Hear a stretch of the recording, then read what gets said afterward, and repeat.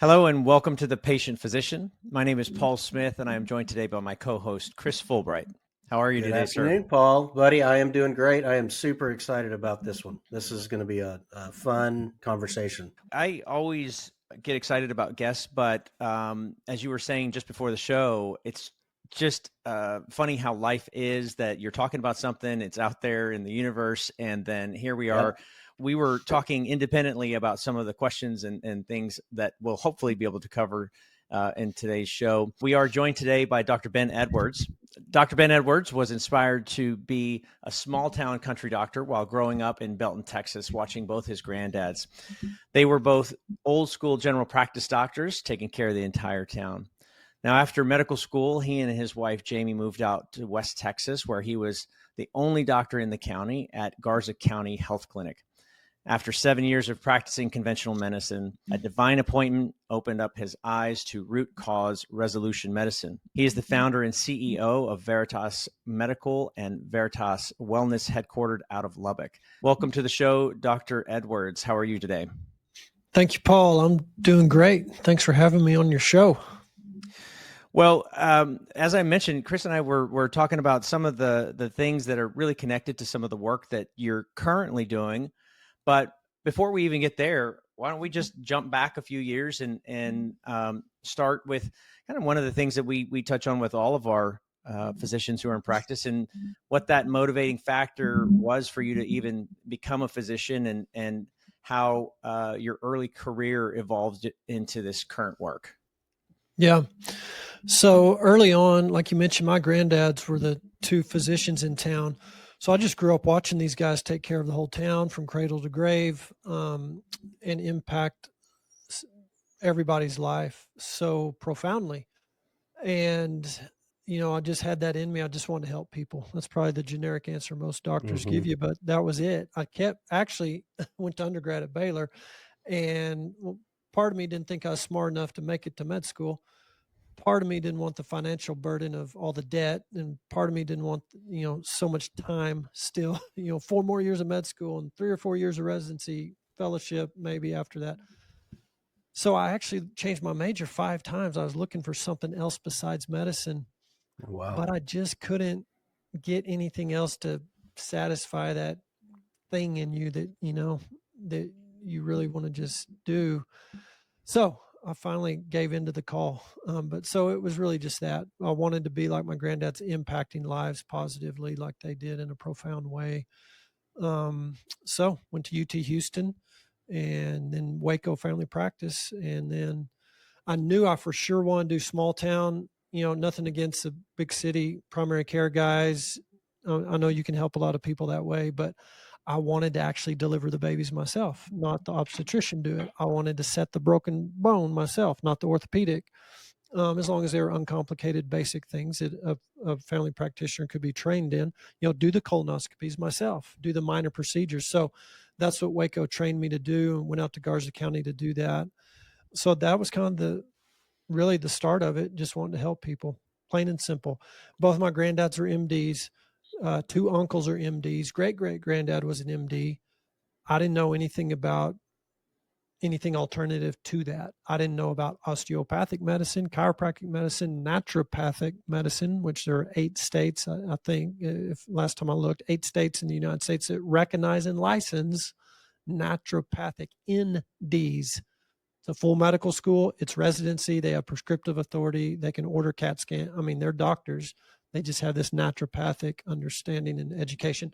Well, I didn't know any of that. Zero, zilch. I didn't know what a chiropractor even did. A very, very standard, conventional, straight allopathic. So just for that background, because leading into what I do now, obviously, I've expanded, I like to say, just the tools in my toolbox. Nothing against a prescription pad. I've nothing against that. I wrote a prescription just before I came on this podcast. I'm not anti-conventional medicine. I'm anti-uninformed consent conventional medicine. I'm anti-write that prescription, hand it to the person in a 7-minute visit and go off to the next one, where you didn't have the time to tell that person that you just wrote a prescription for Nexium, 40 milligrams, 1 a day, number 30, 6 refills. Here you go. See you later. Because you have too much stomach acid causing your heartburn. Number one, that's false. Number two, putting someone on that pharmaceutical to treat a symptom is going to increase their risk of lots of things down the road. It's well documented, actually on the black box warning and on the warning labels, but you don't have time to go into all that. And just a little tangent real quick. One of the first things I learned when I did some continuing medical education outside the conventional mindset was that the signaling to your lower esophageal sphincter, that's the pressure valve that should squeeze tightly shut all the time, that keeps your food in your stomach and the acid in your stomach instead of coming up through your esophagus. But in the stomach, the pH, if you just ate your lunch, your pH right now should be a 1 to 2. Battery acid's 1.5. You can't get more acidic than a 1.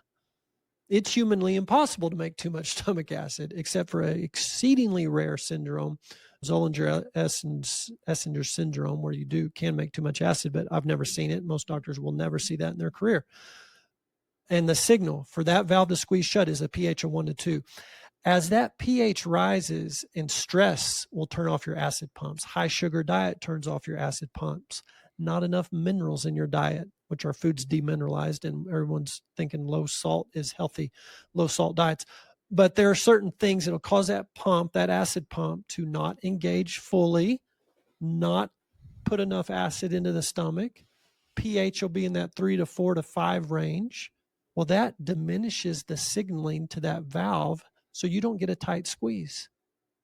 You get a loose squeeze, a weak squeeze, and it's more likely to open. That intra-abdominal pressure below opens it up, and boom, that 3 or 4 or 5 pH stomach content, still acidic, anything below 7, comes up and burns you. So to actually resolve that, Nexium's just turning the pumps off all the way. So now you don't have any acid. Valve's still wide open. You didn't fix the valve. You just shut off the acid so you don't have heartburn anymore. You think you're good. Well, you happen to need stomach acid to break proteins into amino acid building blocks to absorb them. B12 can't absorb it without good acid. You can't absorb a lot of the minerals without good acid. Your probiotics further downstream need good acid to thrive. Acidophilus, acid loving, that's a probiotic. So the point being, in a 7-minute visit, I don't get to explain all that, teach all that, dive into the stress and the high sugar diet and the demineralized diet, and give the truth about salt and the truth about real food versus processed food and the truth about stress. That takes time. So no one has that time.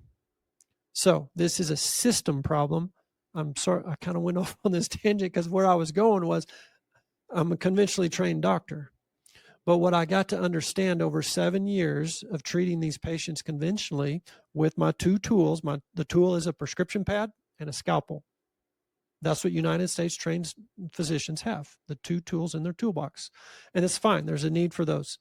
But we need other tools too, is what I came to learn. And unfortunately, the assumption I made, in fact, it was a deadly assumption, but the assumption I made, and I think a lot of doctors make this assumption, is when I walked across the stage at MD Anderson, UT Houston Medical School, got that diploma, got my white coat, got my MD behind my name, I'm going out to residency and then off into the world to help people. The assumption I was under was that I just got taught by this really, really great institution of conventional medicine. I just got taught everything there was to know to go help people. And now looking back, after 13 years of integrative medicine, after the first 10 years of conventional, now 13 years of integrative, I see that was an assumption I should not have made. There are other tools in the toolbox that we can put in there that are beneficial for the patient. So that's the number one.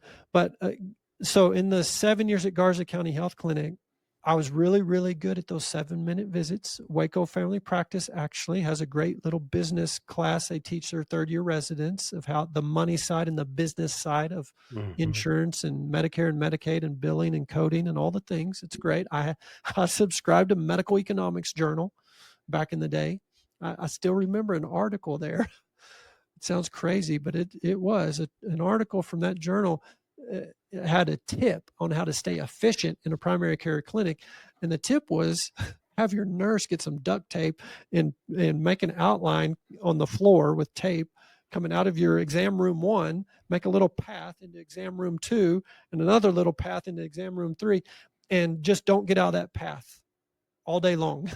Don't Wow. step across that line and socialize too much at the nurse's station or take too many bathroom breaks or other breaks. I mean, it was halfway joking, but halfway true. So I knew how to do that 7-minute visit. I knew how to do procedures, and that's what pays: volume and procedures. Plus, I did the county jail and the juvenile detention center doctor contract with those 2 institutions, and the nursing home and the Friday night football game team doctor and house calls. So I was doing lots of other stuff, but the revenue came. So Medical Group Management Association put us in the top 95th percentile of all clinics in America as far as revenue and overhead and expenses and all that.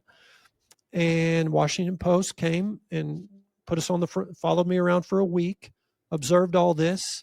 Here's how you can make a small town government clinic, basically, Medicare, Medicaid being the main payers in that county. Here's how you make it work. So we're on the front page. The county healthcare district is now out of debt because we're self-sufficient. We're actually generating revenue. So the tax money coming in just sits in the bank account and grows to the tune of $1 million was in their healthcare district savings account. $1 million brand new county clinic, they paid for it. That bank note was paid off in a year.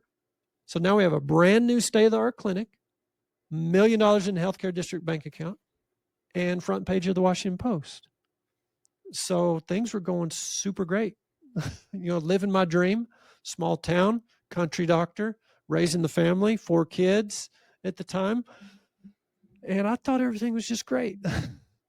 And if a So little then old you lady, shifted though to yeah, conventional medicine, from conventional medicine to this focus on root causes and integrative. Now, when yeah, I was reading the bio at the very beginning, there was a couple of words: divine appointment. Now, was that something that you can share? And what specifically was that? yeah, Was behind that caused you to move in this direction? yeah. So like I said, I knew nothing about alternative anything and wasn't looking to know anything about that. I thought that was all kind of quackery. If a little old lady at Garza County would have brought into her visit with me a little newsletter from a naturopathic or chiropractor that talked about some herb or supplement or iodine or whatever, I would have been polite because I try to be a polite guy. But ultimately I would have said, Miss Smith, you're probably just wasting your money. I mean, if that herb worked for that condition, they would have taught me that in school, which that sounds Yeah. super arrogant. But that was, again, that assumption thing. So I would just say, probably it's not going to hurt you. Take it if you want. You're making expensive urine, stuff like that. So that's where I was at. So that divine appointment was actually a nurse practitioner I had at the time who had celiac disease, had been diagnosed years ago. So he avoids gluten like the plague. If he even gets a whiff, cross-contamination, he won't even scrape the eggs off a burrito and just eat the eggs because of that cross-contamination. He would have severe pain, inflamed gut, bloody diarrhea, be sick. So, I mean, he ate full-blown celiac.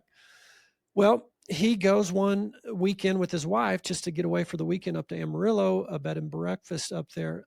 And he told the lady in the bed and breakfast who was making the breakfast that he needed a gluten-free pancake.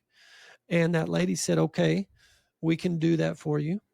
But there's a doctor here that could probably cure you of that. You might want to talk to him.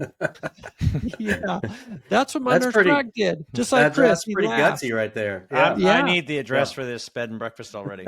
Yeah, right. That's right. So he laughed at her. You don't cure celiac, and kind Yeah. of blew it off. Well, she kept bugging him, pester all weekend. And the doctor's little concierge medical practice office was right there in the same building, in the same bed and breakfast building. Oh, wow. So the lady just kept bugging him. So to be polite, he said, all right, I'll talk to this guy to get you to shut up, basically. Well, he sat down and talked to this doctor who turned out to be an MD, PhD, ex-Marine, just high-powered dude. And this doctor, they ended up talking for about 4 hours. And he said some things in that visit that struck a chord with my nurse practitioner as, maybe there's something to this. And it's all natural. It's not going to hurt to try some of these techniques and things. So I'm going to do it. And so he did.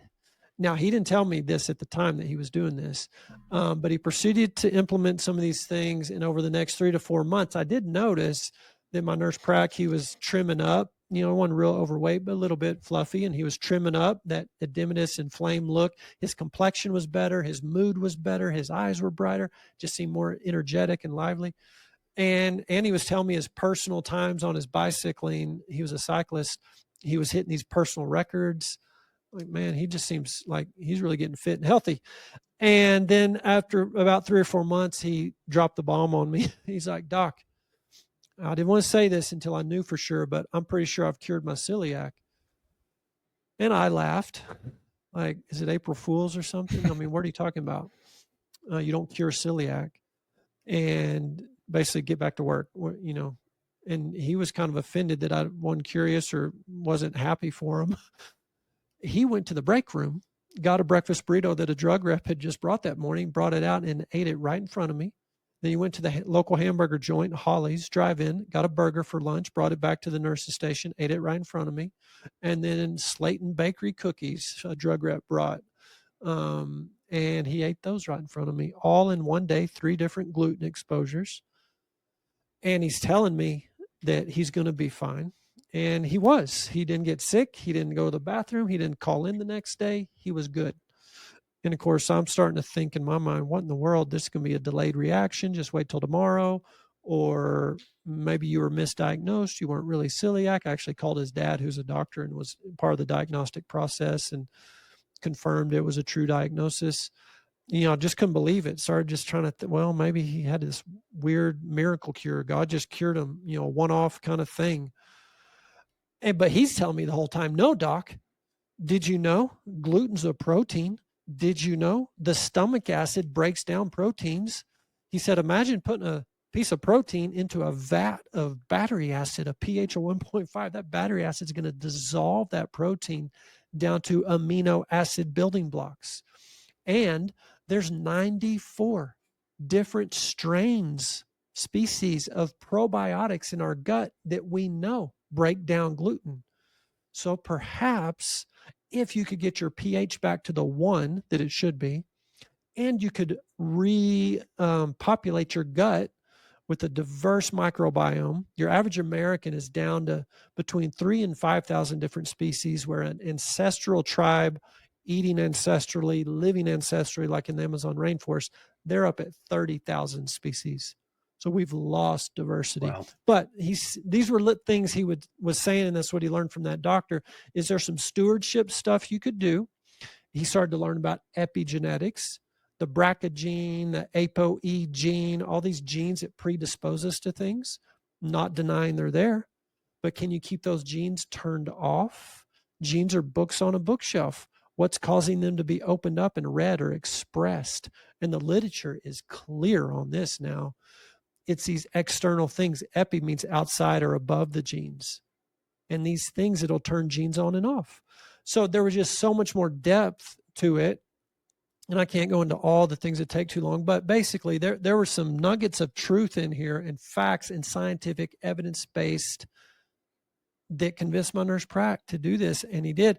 And so anyways, ultimately that was a decision point for me was, hey, looks like this really happened. Like, he's better. He's symptom free. Let's just say remission. Let's not use a big cure word. That's an inflammatory word. He's in remission. He did some diet and lifestyle things to put this thing in remission where he can handle some wheat now and not get sick immediately. So what am I going to do with my next celiac patient? Because I'm going to have another one come in the door one day. Am I going to give them my standard conventional answer, which we do, standard of care, Texas Medical Board rules say I give standard of care recommendations. So we do that. But Texas Medical Board Rule 200 also says complementary and alternative medical advice can also be rendered if you've given the standard of care initially. So anyways, when my next celiac patient comes, am I just going to say eat gluten-free the rest of your life? That's what the books tell me. That's what the gastroenterologist tells me. That's what MD Anderson and Waco Family Practice taught me. That's what the books say. Or am I going to give them the option? Option 1, gluten-free the rest of your life. Option 2, you could go talk to my nurse prac. and learn what he learned and do what he did, maybe it'll help you. Maybe it won't. Maybe it only helps 1 out of a million. Maybe it only helps 1 out of 100. Maybe it's whatever. I don't know. I don't have the published data to tell you, but it helped him. And it kind of just made sense, and it's all natural. It's not going to hurt you. It's probably going to help other health outcomes when you do some of these healthy things. And so I decided to do that I would give the option with those caveats of it may not work. I don't really understand it. Don't know about this. I only got 2 hours of nutrition in 4 years of medical school education. So I can't really speak to this thing. So that was the point right there. But then the next level to that was, hey, this is a nurse prac, not a doctor. He's my nurse prac. He's under my license. I kind of got to know what he's saying behind closed doors to these patients. Let me call this doctor in Amarillo that taught him all this stuff. So I call this doctor up. And of course, like most conventional, kind of arrogant, I don't think I'm naturally arrogant. Maybe I am and don't know it, but medical school automatically kind of breeds that a little bit into you. And then you're expected to be the smartest guy that knows everything by your community. Anyways, so I call this guy. I'm like, what in the world? Who are you? What kind of quackery stuff, hocus pocus stuff are you doing? So he started just hammering me with some stuff, and, it'd take an hour to just go through that. But some of the highlights of it were, Ben, there's really no such thing as diseases. They're all consequences. They're all modern, meaning over the last 100 years, basically. The first heart attack in America was in 1912, and there was only one in the whole country. Yep. And there were 0 in 1911 and all the years prior to that, at least recorded in the medical literature. And now it's your number one killer. 600,000 people a year are going to die from it. How do we go from non-existent to one to all the way to where we are now in 100 years? And lung cancer was so rare. Every single case got published in the early 1900s, got published in the medical literature. Autism, first case ever, 1934. Now it's 1 out of wherever we're at now, 29, I think. And he just went right down all these modern chronic diseases. There were no such thing as chronic medications pre-1960-ish. And of course, my first thought was, well, yeah, it's because modern medicine, saved us. Pre-1900, the life expectancy at 1900, 36, 40 years old. Which that's probably what Google will say if you go Google this. But if you look a little deeper, there should be an asterisk on that 40-year-old lifespan at 1900. Actually, the truth on that is the infant mortality rate was 50% at the turn of the century. Half the babies were dying before they turned 5 years old. So if you had twins, one's going to live statistically not make it to 5 years old, but the other one's going to live a normal lifespan up to 80. And the average on that's going to be 40. And it's clear, Harvard, Mayo, Hopkins, Boston University, multiple researchers, multiple publications show that drop in infant mortality from 50% down, it dropped 99% from 1900 to 1950, pre-vaccines coming on the scene. And so the head of the Infectious Disease Society of America, the founding president and founding editor of that journal, Harvard Medical School dean, Ed Cass, Kass, he published on this. He looked at all that data, as have others, and they've all concluded the same thing. It was improved nutrition, sanitation, clean running water, sewage treatment plants, refrigeration, all the modern technologies that during the Industrial Revolution weren't present. So as he started bringing this truth to me, and I said, what do you mean no such thing as diseases? Because that's what he kept harping on. They're all consequences. Well, I just grabbed my list of diseases I'd seen that day. I saw 40 patients that day. I had my schedule right in front of me, and I just went right down the list. And, depression, fibromyalgia, rheumatoid arthritis, diabetes, asthma, heart disease, all the things. And he said, no, they're all consequences. Go take your list tonight. Here's your homework. Your first homework assignment, the first one he gave me out of many, was go home and Google the word inflammation next to every one of those diseases. So inflammation and depression, inflammation and asthma, inflammation and diabetes, inflammation and cancer, inflammation and heart attacks. And he was right. There was a connection between inflammation and all of these chronic diseases that are all modern. And he said to me, you need to be a good doctor which means be a good detective and dig a little bit and figure out where is inflammation coming from. If you can figure that out, resolve that inflammation, perhaps these symptoms that we call diseases, high levels of glucose in your bloodstream is a symptom. We call it a disease called diabetes. High blood pressure is a symptom. A tumor is a symptom. Blockages in your coronary artery are a symptom. Migraine headaches are a symptom. I'm so convinced of this now. At the time I wasn't, but now I for sure am. There's symptoms rooted in dysfunction at the cellular level, mitochondrial dysfunction. The mitochondria is our carburetor that makes our energy in the cell.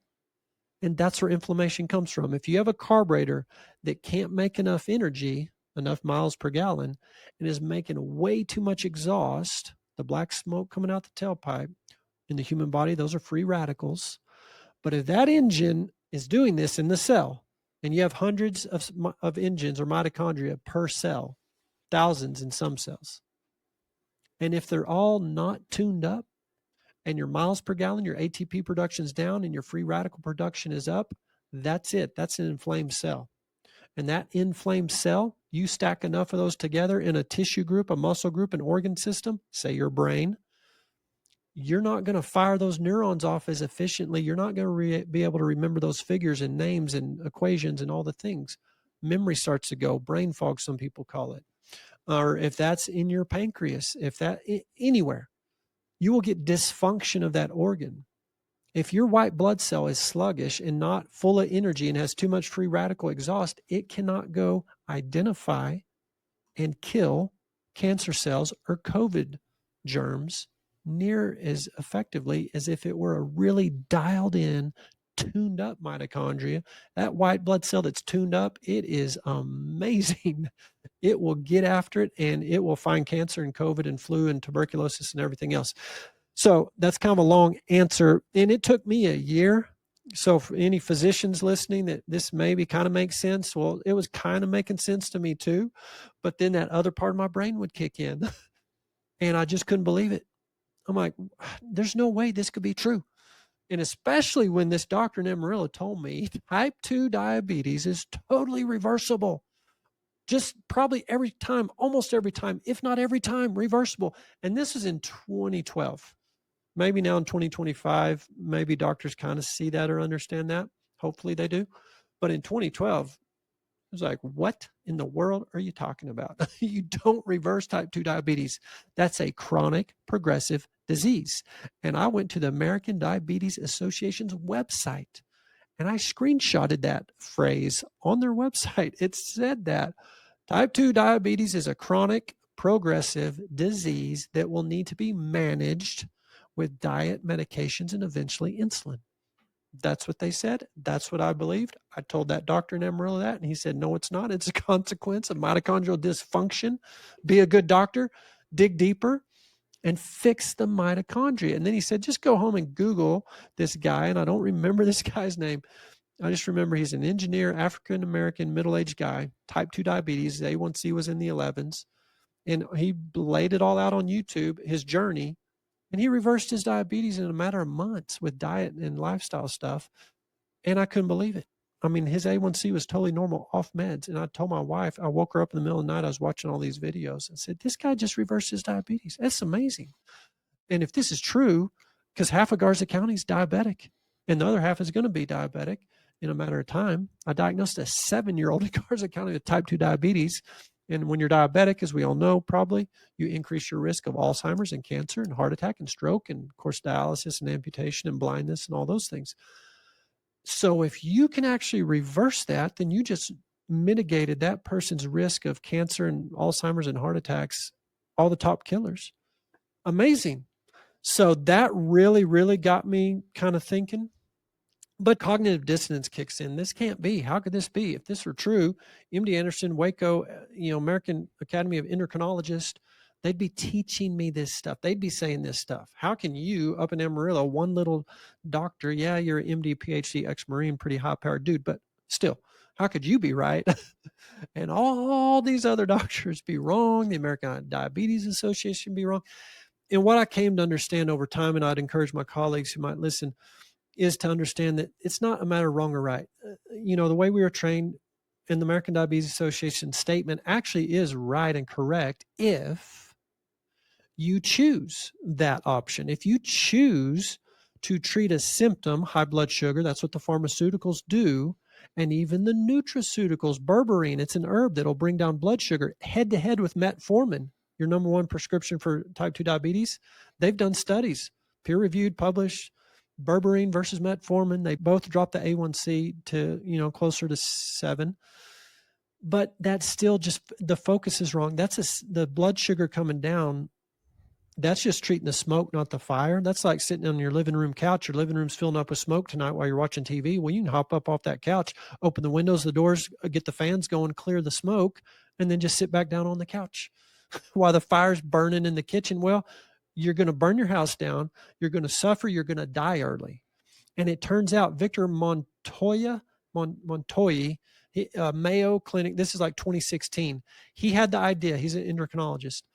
I wonder if this metformin and these other drugs I'm giving to lower the A1C down to 7, I wonder if that's translating to decreased mortality, decreased heart attack, decreased stroke, decreased dialysis, decreased amputation, blindness, and neuropathy. He scoured the literature, and the conclusion of his article was, no, it doesn't. And it's the same with heart disease and cholesterol. You can take a statin to lower the number on the paper, get your LDL in total below those goals. Does that translate to decreased heart attack, stroke, and death for primary prevention? The answer is no. Decreased all-cause mortality with statins as primary prevention. And this was American Journal of College of Cardiology. I believe it's March of 22, this statin data, a systemic review. 0.8% reduction, absolute risk reduction for all-cause mortality with statins. For heart attack reduction, you're at 1.3% all-cause reduction, and stroke, 0.4%. And you can go across the board. Amyloid beta plaque theory for Alzheimer's and those drugs for that do nothing. You can look at osteoporosis drug, takes 7 years, 1,000 patients, you'll have 8 fractures in the treatment group, you'll have 12 fractures in the placebo group after 7 years of the bisphosphonate drugs. So we get very minimal all-cause gains with symptom treatment. We feel better because the numbers look better on paper, but Americans die younger than anyone else. We're sicker than anyone else. We take more drugs and do more surgeries than anyone else. We utilize this system more than anyone else to come in dead last place. Highest infant mortality rate, highest maternal mortality rate, highest all-cause mortality rate across the board. Any way you slice this thing, we're super sick, die younger than any industrialized country, and it's getting worse every year. And it's costing more every year. So when that doctor told me, Ben, because when I said this alternative medicine, he said, you're dang right, we need an alternative. Look at these stats. Who wouldn't want an alternative to being the last place team every single year? If Texas Tech had the highest athletic department budget, the best multi-million-dollar facilities, and the number one recruiting class every single year, and came in dead last place in the Big 12 every year, out. No, that AD, that head coach, they're out. Nobody's going to put up with that. Yeah. But we put up with that over and over and over every single year. Sorry, I'll let y'all. No, this is fantastic. We started in the beginning. The conversation you're having right now, it is, I think I used the word ironic before. That's probably not even strong enough. Paul and I mentioned, we were in the Houston community yesterday. Medical center. In the medical center yesterday, literally, and one of the doctors, as we're going through it, holds up a piece of paper and says, I have 38 people to see before the end of the day. It's that same scenario you just described. You got the 7 minutes. You got to do it. It's the way they're trained. Again, this is a systematic deal. I want to make sure we have enough time to get to your 4 pillars. But I want to circle back on something that I found in your video that was fascinating to me. I can already tell we're going to have multiple podcasts with you. So you talked about gene theory before in your video. You talked about where we just say, oh, that's part of who we are. That's my mom, my dad. This is what happens. Can you spend a couple minutes just talking about gene theory? And if you want to work in germ theory as well, I was fascinated by that. And then I want to get to your 4 pillars, because I think both leading people to your website, helping them understand your program, having them be able to see from a natural aspect what you're doing to help people. But do you mind touching on that? Yeah, for sure. So I'm not going to deny there's gene involvement, but they're secondary. And a few places I'd point people to look at. First, there's a book called The Longevity Plan. Dr. Day, I think it's Charles, but Dr. Day wrote this amazing book. He's a cardiologist. At the time, he was in his mid to late 40s. He was on like 8 pharmaceuticals for various things: acid reflux, depression, arthritis, high blood pressure, maybe. I don't remember. But he went to China to give a lecture, cardiology lecture. He was over there, and in conversation with his colleagues in China, they discovered, man, you're a pretty sick dude for being in your mid 40s. What are you doing on all these meds? And you kind of look sick. And they encouraged him to go to this village. The nickname of the village in China is the Longevity Village. And because people are healthy there, they're not overweight, they don't have disease, and they live to be 110, 115 years old and healthy, not demented, not in the nursing home, active, physical. They go to sleep one night and just don't wake up when they die. They just literally die of old age. So he went and he observed, of course, their lifestyle, their sleep habits, their exercise and nutrition and all the stuff. And he wrote all that up in his book. But then he took it a step further and he drew their blood. He did a big sampling of blood, and what he was looking for was the ApoE and the BRCA and all the genetic predispositions. And what he found was they had all those genetic predispositions too, but they didn't have the diseases. And this topic, it's a huge topic, epigenetics. So I'm just going to give a few examples. Dean Ornish, UCLA, professor and physician out at UCLA. This was some years ago, probably 10, 15 years ago. Prostate cancer patients. He got the biopsies of those prostate cancer and saw the oncogenes were turned on. The prostate cancer grow gene was flipped on, being expressed. The cancer suppressor gene was turned off. He put these folks through a number of months, I think 6 months, diet and stress management, went back, did another biopsy, did genetic studies on it. The cancer suppressor gene had flipped on, and the cancer oncogene or the grow gene had flipped off, and their PSAs were trending down to normal. There was another study. This was agouti mice. So agouti mice have a gene mutation that causes them to be obese, and their fur turns to yellow instead of brown like it should be. And so this is a known breed of mice that the scientists use in the lab to study obesity and diabetes. Well, someone had the idea, let's feed this agouti mouse mom who has this agouti gene. Let's feed her in her rat chow some extra B vitamins. So they did that pre-conception. Then she gets pregnant, has babies, and they all come out normal, brown fur and skinny. They're not obese, even though they still have that gene, the agouti gene. They're still agouti mice. Something about that B vitamin changed genetic expression. And so as we look back at chronic disease, genes don't change as fast. When you look at the Pima Indian, Southeast Arizona Native American tribe, pre-World War II, you can find 0 documented cases of type 2 diabetes. And then today, 50% of their tribe is diabetic. We see this in the Aborigines in Australia.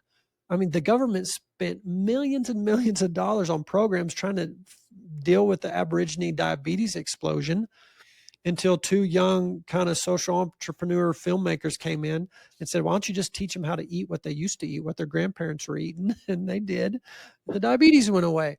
And Weston Price saw this in the 1920s. He was a dentist in Cleveland, Ohio, and he observed this in his dental practice. High blood pressure, arthritis, malignancy, this thing called heart attacks, myocardial infarctions were starting to exist. They didn't exist before. In this 1920, he tells his wife, something's going on here in America. People are starting to have these things called diseases. And we need to go travel the world and try to find some people groups that don't have these things, these diseases. So they did, spent 10 or 15 years, traveled the world, 14 different people groups all over the world, wrote a book called Nutrition and Physical Degeneration, thick book. It's pretty much the Bible.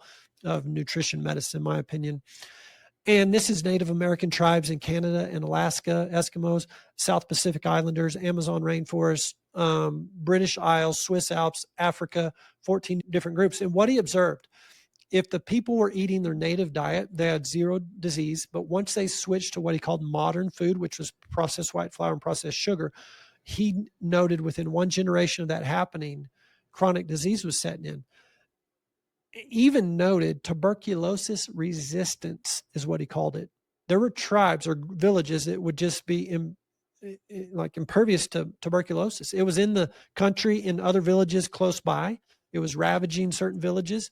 And he noted, the villages that are close to a port where they get easy access to white flour, white sugar, or a Western missionary had come in and lived in that village and brought in white sugar, white flour, those were more susceptible to tuberculosis. So it just became real clear that the gene component's there, but genes don't change as fast. It's all about the epigenetic component of toxins, nutrients or lack of nutrients, stress, lack of sitting. I mean, one session of exercise, it's like 98,000 different molecules they've measured that upregulate with just one session of exercise. We know clearly from placebo and nocebo trials, there's a massive, Harvard even published, is the Harvard Mind Body Institute. They concluded somewhere between 78 and 98% of all chronic disease actually starts in a thought. And a thought rooted in anger, bitterness, unforgiveness changes the structure of the DNA. That double helix DNA tightens up, changing genetic expression. That's from a book by Dr. Caroline Leaf, Switch on Your Brain. So, I mean, this is getting way out there if you're totally conventional minded. I mean, this could sound crazy. A thought impacts genetic expression. B vitamins impact genetic expression. Glyphosate, which is Roundup. We're in Roundup Ready Cotton Central out here in West Texas. You breathe enough glyphosate in, that's going to alter genetic expression. The evidence is overwhelming at this point. It's just hasn't trickled down into medical school curriculum and into the doctor, on the corner at your primary care doctor's office or even your cardiologist's office. So, it's a new and emerging field, but it's actually been around for over a decade now of pretty high prominence, is epigenetics. So this is a stupid question, but what's keeping that from happening faster if all this evidence is out there? Yeah, people won't like this answer because it's conspiracy sounding, but pharma, money. That's the only conclusion I can come to. When the truth is so obvious, not only in peer-reviewed published data, but anecdotally, which we're not supposed to look at anecdotal reports. In fact, evidence-based medicine pyramid says anecdotal is the very lowest form of evidence, pretty much shouldn't even be on the pyramid. Don't listen to any stories that are just grandma, did something and her diabetes went away. So this evidence-based medicine thing, in my opinion, got pendulumed way too far, heavy to one side, meaning randomized controlled trials is all I'm going to look at. When you really go back and study the original authors of that definition of evidence-based medicine, it was a combination of the best available peer-reviewed published data, along with the clinician's experience and expertise, along with the patient's values. And patient values trump clinical experience, and clinical experience trumps peer-reviewed literature. Doctors today have totally forgotten that original definition. It's all about peer-reviewed. So all you got to do is corrupt the peer review process, which has been pretty well documented now. That's not me saying it. This is Marcella Angel, former New England Journal of Medicine editor-in-chief. I think it was 20 years she was editor of that journal. And Dr. Horton, Robert Horton, editor-in-chief, Lancet. Both of these guys, you can go look up their exact quotes, but basically they both say the same thing. You cannot trust these randomized controlled trials. They've been corrupted for various reasons, but mostly money-driven. So it's just the fact, if someone does start digging into this, Ioannidis, Dr. Ioannidis out of Stanford, Nobel Prize winner, I mean, he said over half, perhaps the vast majority, I believe is the exact quote, of today's peer-reviewed published literature is false, is wrong. There's publication bias. There's all kinds of corruption. So it's just unfortunate. We got to admit this, confess. The only way to turn this thing around is start with confession. Just get it out there, admit to it. And we have a hard time doing that as human beings on anything, much less doctors. But that's where we got to start. I mean, guys, we're in last place. We're the sickest, and our outcomes are not getting any better. So I think we've got to separate and get more independence in our medical school education funding, in our laboratory research funding, our hospital funding, and our politician funding, and our FDA funding. If pharma is going to fund all the above that I just mentioned, then there's probably going to be a bias towards pharmaceutical products. But I challenge any physician out there to find any chronic disease that's rooted in a deficiency of a pharmaceutical product. You ain't going to find it. Migraines are not from a deficiency of Imitrex, and heart attacks are not from a deficiency of Lipitor. That's the wrong way to go. It doesn't address root causes. You're leaving your patient open and susceptible to other unintended negative consequences down the road when all you do is chase that symptom, that smoke. You got the fire burning in the kitchen. It's pretty fascinating, the timing of all this, as Chris was saying, because I just had my brother in town. I hadn't seen him in years. And we had, as a company, recently done a retreat, and everybody had some interest around learning how to make sourdough. So I had my sister come in and teach everybody, just for a fun thing, but the purity of it, and eating sourdough and just not feeling as bad afterwards. But then he came in town and he was expressing like, yeah, I'm doing this too, but I just bought this grinder so that he could buy the wheat just as pure as he can get it, so that he can grind it. And he's trying to explain to me about just even that part, from the time that you grind it to the time of consumption, you're losing nutrition.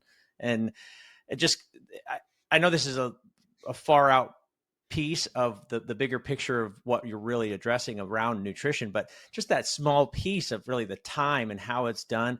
He's going to that extent to, he sent me a whole video of his grinder and now grinding it down to flour so he can make his own bread. But just going back to that way of doing things, very basic. So hearing all this and going, wow, is there another way? How much closer can you get to just going back to the better way to consume nutrition? Your brother is absolutely on the right track. I'm not telling him that, by the way. He's an attorney, and his mind and his brain, he's already gloating. Does not need validation. Nope. No. He does not need an ego boost. Okay, well, I'll still say I'm the breakfast guy in my house. I cooked waffles this morning for the kids, and I went to the 5-gallon bucket, got a scoop of wheat berries. That's what the wheat is called, wheat berries, and threw it in my grinder that sits on the countertop, hit the button in 20 seconds. I had my flour, and I made our waffles with it. I made dinner rolls last night, super quick and easy. Once you get the hang of it, it's no problem. But there's deep nutrition in that roll, that pizza crust, that waffle, which we make all that, and it's not that hard at all. There's a learning curve, but then it's easy. But there's 40 different nutrients in that wheat that you're consuming. It is an absolute superfood, nourishment for your body and your soul. But what they did in the early 1900s, the millers figured out they could sift that and pull out the germ and the bran, which the wheat germ oil, when you grind that, your brother's right, that wheat germ oil gets exposed to the air. It's going to start to break down and oxidize and go rancid. So you do need to consume it pretty quickly, and therefore it has no shelf life. Well, they figured out they can sift that portion out, and all that's left is the white flour, which is just a starch and a protein only. Well, there's zero nutritional value, no vitamins, no minerals. And the people actually started getting sick when they ate this kind of white flour back in the day. But that's where it all started. And so that's what we teach. Try to get your nutrition back to how your great-great-grandparents were doing it. We call it the 5 superfood groups, and fresh milled grain is one of the superfoods, as is fermented food like sauerkraut or sourdough, raw dairy, homemade bone broth, and organ meats, which people turn their nose at, beef liver. But that's what our ancestors did. Deep nutrition in those 5 food groups. Avoid the big 3. Seed oils, that's the canola, soybean, all the polyunsaturated fats or PUFAs. These vegetable oils, avoid that. Avoid processed grain and processed sugar. You move the big 3 out, put in the big 5, and that you'll start to fix yourself. But that's just one. You mentioned the 4 pillars. Nutrition is one of the pillars. Hydration. You dehydrate your disc in your back, the cartilage in your knee. Think of a plum versus a prune. You don't hydrate well, all that stuff shriveling up. You got back pain, knee pain, whatever. And that's just one thing. But nutrition, hydration, movement, and peace. Chronic fight or flight, your mitochondria, that engine I was talking about, inflammation. You want to jack up your engine and decrease the miles per gallon, increase that exhaust, throw chronic fight or flight into your system. I don't care how good you're eating, moving, and hydrating. Chronic fight or flight is not compatible with long-term health. So what we have seen over the years, when you address all four of these foundational things, the mitochondria, your carburetor, suddenly begins to perform for you like it should, like God designed it to. And when you perform high quality mitochondria performance is high ATP production, that's cellular energy, low exhaust, that's free radicals. And suddenly the right genes are staying turned on and the wrong genes are not turning on. And your detoxification pathways work better and your regenerating pathways work better. Stem cells are already in us. They're supposed to wake up every night and start to repair from the oxidative stress damage from everything you did today. But we got to have deep sleep. We got to have minerals. We got to have oxygen. We got to have deep nutrition. So it's all four of these things coming together. Nutrition, hydration, movement, and peace produce a healthy human being. And then you don't need to clear the smoke. And I'm not, again, just want to wrap up by saying for conventional guys, the smoke clearing, most people in a house fire die from smoke inhalation. So clear some smoke, that's fine. If someone's burning every night with heartburn, then fine. Give them a little Nexium for a couple of weeks, but then go a step further and teach them how to turn their pumps back on so that valve will close and then get off the Nexium. That's what we try to do. Get on metformin if you need to, but that's just treating a symptom. Let's get down and fix your mitochondria so you know how to burn sugar again for fuel, because all that drug's doing is causing you to urinate out the extra sugar. It's not fixing your carburetor. So if we can, I want to actually talk about that last pillar, the peace, but I want to go a little bit further into that in one of your more recent episodes, because for everybody that's interested, Dr. Ben has a podcast called You're the Cure. And we'll put that in the show notes. But you had an episode, Never Be Sick Again, with Chad Gonzalez, and had woven in spiritual identity and how it relates to healing. And I thought that this was very interesting, but then earlier you just talked about how this one thought, this one negative thought or hate or anger, or, that can alter things. And I'm just wondering how much that ties in, but really more specifically, how has your own understanding of spiritual identity shaped the way that maybe you practice medicine, or how do you teach that? How does that come up in conversation with a patient if you're trying to, weave that into working with a patient, if this is one of the pillars, and even the more complex piece that not everybody has the same spiritual background. Yep.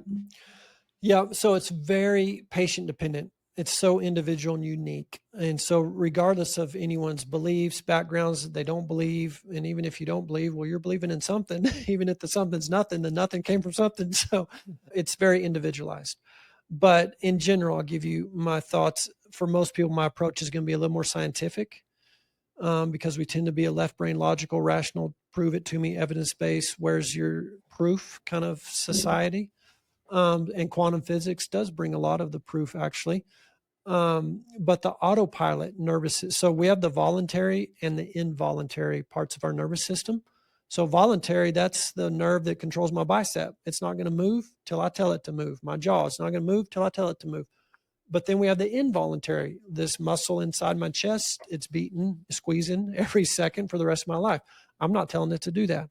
So the involuntary, that's called your autonomic or autopilot nervous system.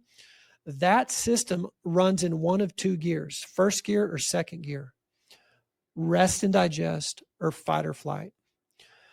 And so as I teach this, it probably too long for this. We'll have to do a part 2 to go deeper on this part. Maybe even 3 or Absolutely. 4. I had could a ton be of questions more. Yeah, we didn't get. Once Paul's brother hears that you complimented him, that'll be a whole. We're in trouble right there. We're in trouble. He is a brilliant guy, but I'm just not even going to carry that compliment to him. Yeah, I don't blame you. I got 2 brothers. I know how it is.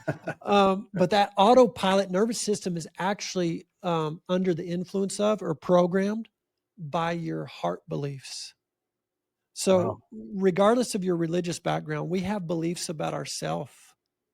And I'll just give a kind of practical example. If at some point young, and usually it is when we're young, like 6 years old, an event happens in your life where you interpret that event, say, all these kids are laughing at me, and I have a thought, well, they don't like me, they're rejecting me. But these events come where we take it deep, a deep personal identity belief that's not true, but we think it's true. So if I believe I'm rejected, that's going to drive an emotion in my soul of wanting to be loved and accepted.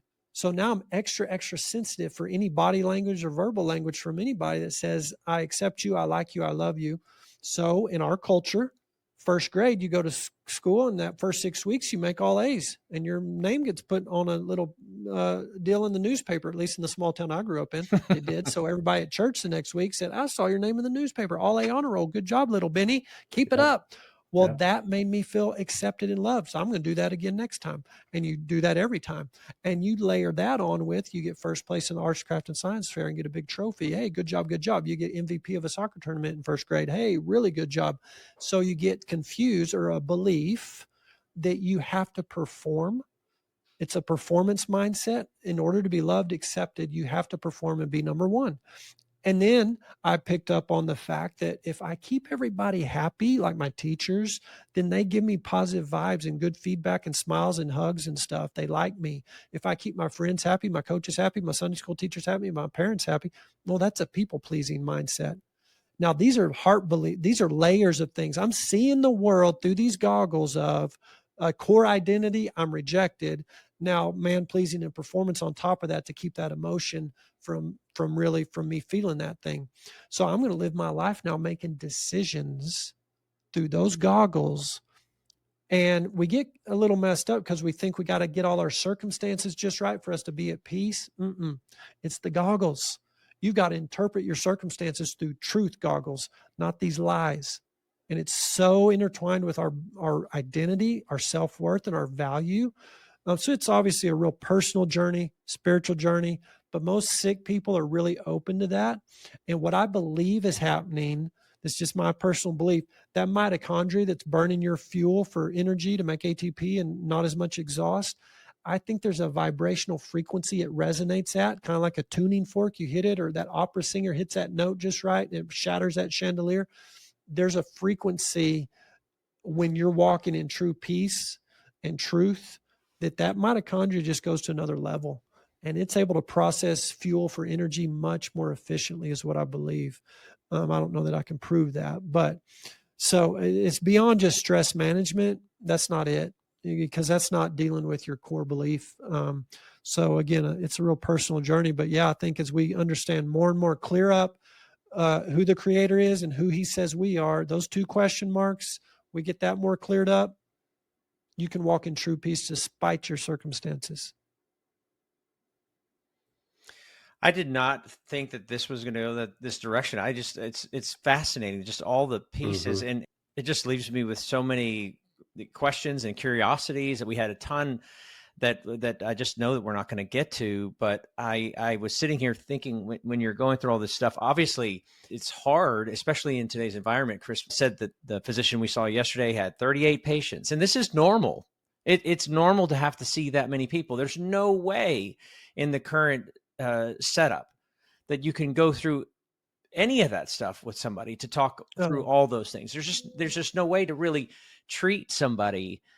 So you're just forced to go through it as fast as you can and throw some medication almost at them and say next, right? It's damage control than much more than it is really trying to like fix the problem.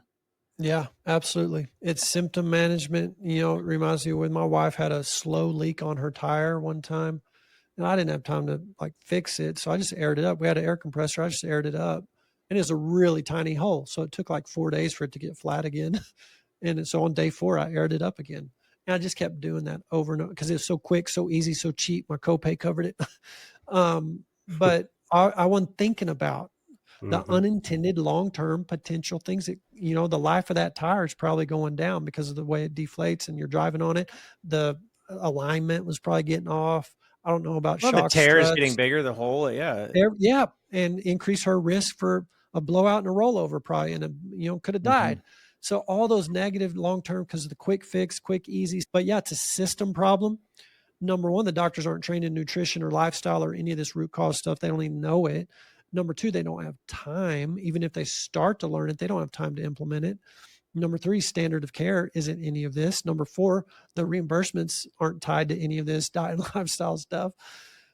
It's awful. So, and the doctors are probably under the assumption, like I was, that all these higher ups, all these recommendations and protocols that come down from the different institutional bodies, whether it be CDC or AMA or I don't know, American Heart Association and the Association of Pediatrics and Gynecologists and all the boards that bring recommendations to the doctor on the front line, they're just trusting that all those boards are smarter than them, looking at all the evidence, putting it all together and feeding these protocols to the frontline doctors that are just the best. And, so we don't have time to go actually dig on our own into the evidence. We trust all these bodies and institutions. And why wouldn't you? There's lots of evidence and lots of people before you. My God, these people have been doing it so much longer. I'm the young buck. Well, they're the experts, right? Right. I mean, they're held up as the expert. You're going through medical school. These are the people that are going to teach you. These are the people you look to. Study this, learn this. If you don't do it this way, you either don't get paid, you get in trouble. So we learn. Go back to your age 6, right? Yep. This is how you do it. Well, I've learned now, if I follow these rules, there's a good result. If I don't, it's a negative consequence, right? You lose the peace, as you talked about, if you go this other direction.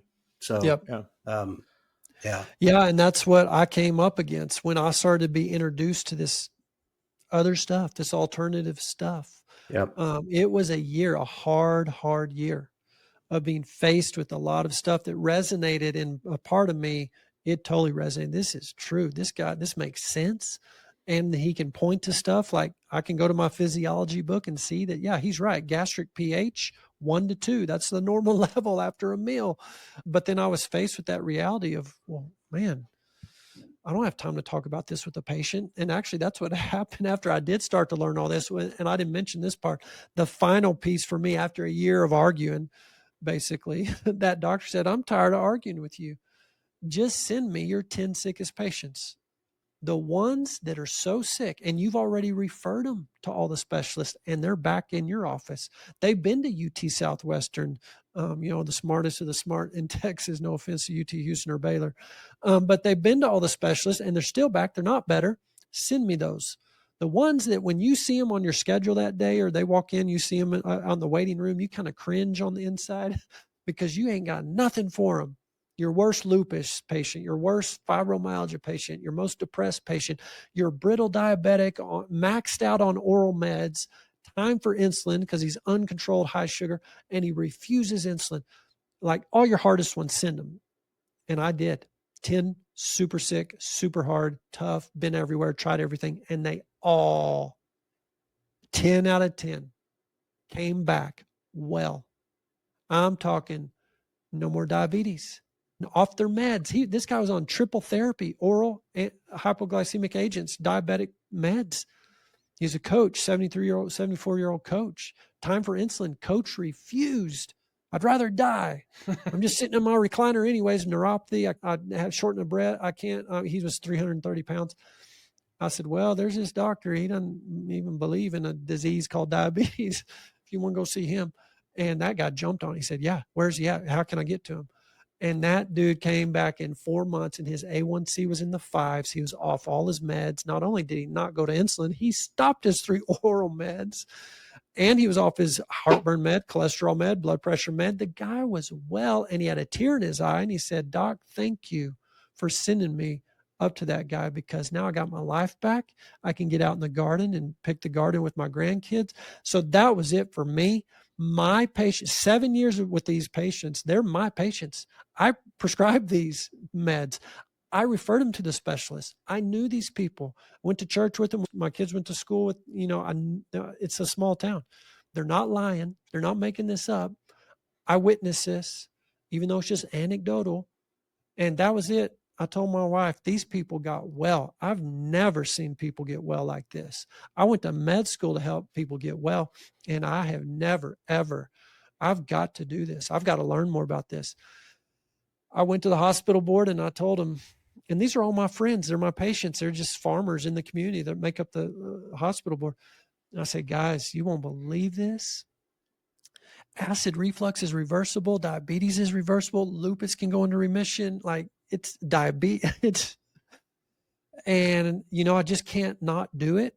And I said, I won't like make a big deal about it. I'm not going to like go give a speech about it. I'm not going to put advertisements about it. But if I'm in a patient room, one of the 7-minute visits, if I'm in there and that patient says, hey, doc, word on the street is you helped somebody reverse their diabetes. Will you help me do that? I'm going to say yes. But I'm going to also say this takes an hour to do. Really, it's 2 hours now. But anyways, you're going to have to make a follow-up appointment for an hour, and then we'll do it. And I told my receptionist at the front desk that I was doing this. I said, I'm telling you, if a patient comes up here to check out and says, doc said, give me a follow-up for 1 hour, I want you to give it to him. So I went and told the board, hey, if enough people ask for this and we're saying yes, I am going to say yes, then I'll go from 40 a day to 8 a day, maybe, meaning the money is going back in the red. So fair warning, here's what's coming. I'm doing it. And of course, I'm sounding all like brave about it. Inside, I was nervous and I got to scheming. I thought, man, if I could find another doctor, get him in here to just run them through like cattle the old way. And I found one, actually. He was burnt out. He's in another small town, and people were knocking on his door at night. He was doing all the small town country doctor stuff. But I found this, and he said, yeah, I could come in. I'll do 8 to 5 clinic. I don't want the nursing home, the juvie, the county jail, house calls, Friday night football game. I don't want any of that. You do all that. You do your nutrition stuff, and I'll do the clinical. So that's my plan. But the management company out of Lubbock at the time is called PNS, Physician Network Services, and they had contracted with the county to manage the business. And that management dude was like, 2 doctor salaries on this clinic, and they're not going to use a new guy for a long time. They'll sit on a waiting list to wait for Edwards. The new guy's going to sit there, twiddle his thumbs for months. The money, we can't do it. Fire Edwards. So that was a Friday afternoon. They fired me. I was out by Monday morning, and the used office furniture store in Lubbock, and bought a used office desk, 2 chairs, a laptop. I'm all in for $500. I bought one of those little square card readers, put it on my phone, and opened a business checking account and started seeing people. In the Farm Bureau agent had an extra office that she leased me for $100 a month. I was paying this rent at the Farm Bureau Insurance in Post, Texas. And that's where Veritas Medical started. Veritas is Latin for truth. I told my wife that night, I said, this is just the truth, what we're learning. And let's look up Latin for truth. And that was it. VeritasMedical.com was available as a website. So I had my first website, my first own personal email, business checking account, and my own business just started. And that was 13 years ago. And it grew and it grew and it grew because there's lots of sick people, like my 10 real sick ones that all got well. There's a bunch of those kind of patients in this country, and they'll find you. They're desperate, and they found a word of mouth spread. And so then I started hiring nurse practice to help me because I was too busy. So at our prime, we got to 4 clinics, Abilene, San Angelo, Odessa, and Lubbock, 9 nurse practitioners. And that was at our prime. But what became super clear was, and we always had a long waiting list. And I thought, man, at this waiting list, if they could just go to health coaches while they're waiting and learn the 4 pillars, and then when it's their turn to see the nurse prac or doctor, maybe they won't need to. Or if they still do need to, it'll be much easier, quicker, and less doctoring. And that turned out to be the case. Wow. So Veritas Wellness was born. That's our wellness company. It's outside the authority of the medical board because we're not practicing medicine. It's staffed with health coaches doing diet and lifestyle counseling. It can be across state lines and international lines. We're in 6 different countries, all 50 states now. So it's an online virtual wellness program that we have. And all we do is renew the mind, renew the mind, renew the mind. The truth sets you free. We teach, teach, teach. The Latin root of doctor is teacher. The founder of Hopkins and the founder of modern Western medicine, Sir William Osler, quoted as saying one of the first duties of the physician is to teach the masses, not to take medicine. And so that's what we do. We support and teach how to get to the root cause. And that's all diet and lifestyle. A doctor cannot cure you. A doctor can only treat a symptom. So on the medical side, we treat symptoms pharmaceutically, we treat symptoms nutraceutically. There's some great things in the alternative integrative functional realm. That's fine. But in a lot of ways, that's the green version of treating a symptom. And it's fine. I mean, I'm not against symptom treatment. We do it every day. But we tell the patient, informed consent is all I can do is treat symptoms. You want to do it pharmaceutical, you want to do it nutraceutical. Get back to your health coach to address the 4 pillars so that your body can fix itself. The podcast name we have, You're the Cure. It's not a gimmick. It's the truth. Your body is designed to fix itself. Give it what it needs, avoid what it doesn't, and it will get it done. This has been amazing, really. And we're going to have to, Chris, we're going to have to get Joe to book another session if that's okay. I told with you I was Dr. excited. Ben. I mean, yeah, I wasn't joking. This is so basically through this whole time, we got through the first questions, just That's how right. you got to start. How Veritas. did he get here? And then he started with the 4 pillars. We Okay, we've got 2 questions done. Yeah. So we'll try to book good. more time with you. But I do have one last question for you. You know, the name of the show is The Patient Physician. And my question for you is, what does that mean to you? Wow. Good question. Well, I believe if you are a patient or have symptoms, you would be well advised to become your own physician. Nothing against your doctor. But as you've heard from this podcast, your doctor was trained very narrowly. And so you take personal responsibility for your health. Only you can steward your mitochondria, your carburetors. So in order to not need a physician, you have to become your own physician and you have to become educated. So the patient's responsibility is to educate themselves, and a physician's responsibility should be to teach and to get to the root cause. So to me, that's patient physician. Wow. Take personal responsibility and walk this thing out yourself. And again, that can sound like anti-doctor, or if you are a patient on a lot of pharmaceuticals, don't be condemned at all. I'm not saying that. Like I said, I write prescriptions, but just understand there's more to it. Mm-hmm. There's a more excellent way. There's a deeper thing to get to where you don't have to be a standard American health statistic. You do not have to be one of this group that dies younger than anybody else. You have an option. It's your choice, but you need to be informed. And that's what I was trying to do today, give you a little bit of nugget of information so that you can make some wise decisions with your health. That's great. Thank you, Dr. Edwards. And thank you to listeners for listening to The Patient Physician. If you enjoyed today's story, please like and subscribe. And please also share your story with us, because there is somebody that is patiently waiting to hear it. Thank you so much. Thank you, Dr. Edwards. You're welcome. Thank y'all for having me.